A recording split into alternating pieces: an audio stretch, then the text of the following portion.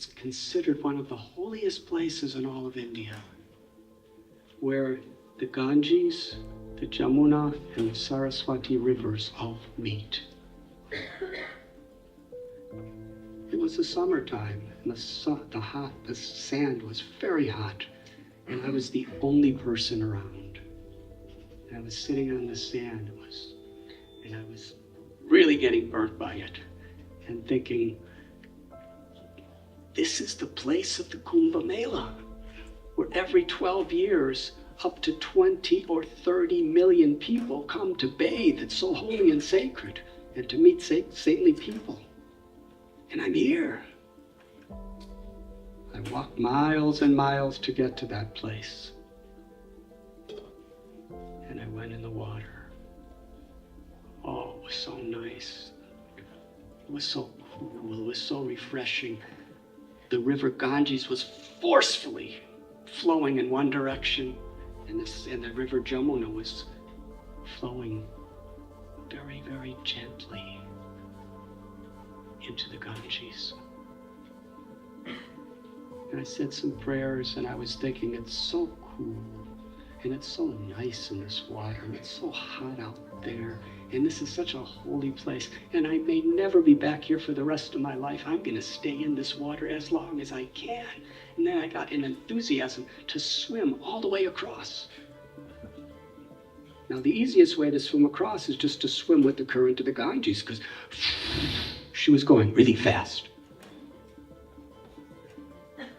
So it was over 100 yards I swam across. I was carried by the Ganges to this riverbank that was absolutely secluded. There was nothing and no one anywhere around. And I was thinking, what a blessing to be in such a quiet place to meditate. So I got out of the Ganges, and I stepped into the sand and found myself getting sucked down. I was really disoriented. I pulled my foot out, and as soon as I put it back on, my other foot started sinking down. I was going deeper and deeper until I was almost to my knees. I was being devoured by Mother Earth. I realized I was in quicksand. As I was struggling to get out, frantically struggling. But as I struggled, I kept going down and down. And I realized I couldn't get out. The more I struggled, the deeper I was going.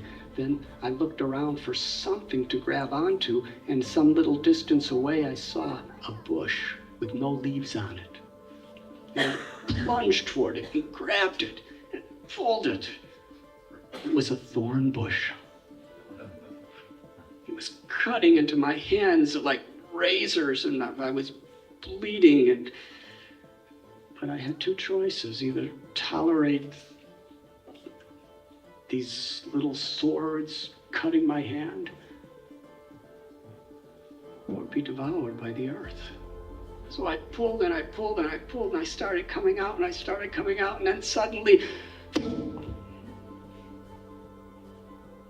the whole thorn bush with its rotten roots sprung right out of the sand into my hand.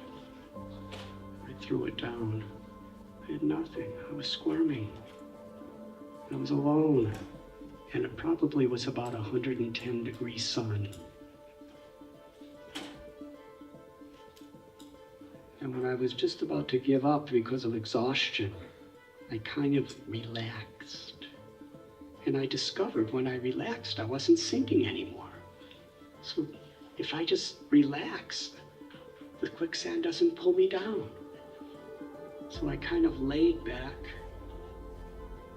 and didn't move. And I floated. And little by little by little, I lifted each leg to get out.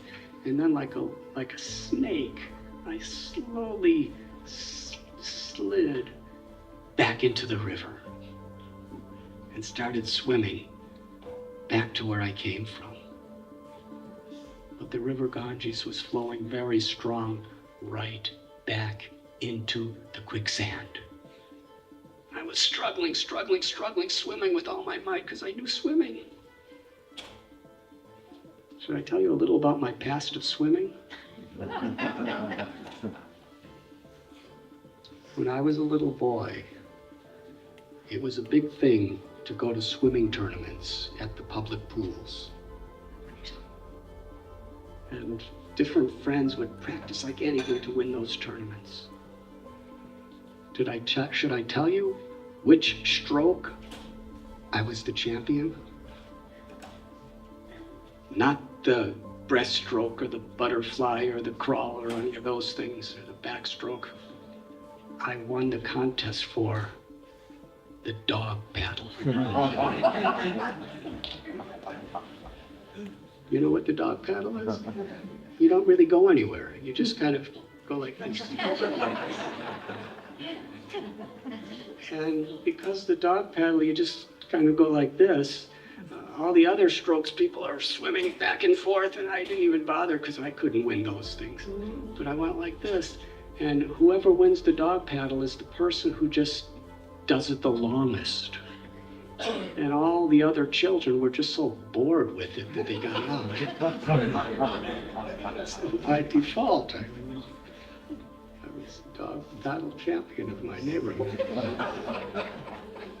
Anyways, I didn't know how to swim, so I was swimming, and it wasn't a dog paddle then because the Ganges was pushing me back to the quicksand where I was going to die. I got a little forward, but then I couldn't go any further. I was so tired. I was absolutely exhausting. I was like swimming. My arms felt like they were being paralyzed. My lungs were pumping desperately, and I couldn't even see the other side. I was so far away. And as I was, as hard as I could, swimming, I was being pushed back toward the quicksand. I realized I was hopeless. I was praying for a higher power beyond myself because I didn't have any power to save myself. And I saw about 200 feet away, there was a little boat, a fishing boat. It's like a canoe. And there was one really old, shriveled up man with big white beard and a red turban who was rowing the boat, coasting along the Yamuna's current. And I was screaming out to him. But you know, there's a lot of noise with a strong current of the river. I was swimming and screaming, praying that he would hear me. And finally, he heard me, and he looked at me. And I was crying, help, help. And he just looked and smiled and went like this. He just moved his hand in a forward direction and then floated by and left me there to drown. I was thinking, what kind of, I'm praying to God and here's somebody and it's the end. I had no more strength. I started going underwater, swallowing water. And I felt I had two choices. Either die in the holy river Ganges or die in the quicksand. I decided the Ganges is better. So I was still trying, but there was no hope. And I started going underwater. And I remember when I lost all hope and I just prayed and I was underwater, something happened. A beautiful song came into my mind. It was the Hare Krishna mantra. When I first was living on the bank of the Ganges, I first heard this mantra in the current of the Ganges. This beautiful song, and it became very much a part of my heart. I heard it again. And I started chanting in my mind, repeating this mantra. Hare Krishna, Krishna Krishna, Hare Hare, Hare Rama, Rama Rama, Hare Hare.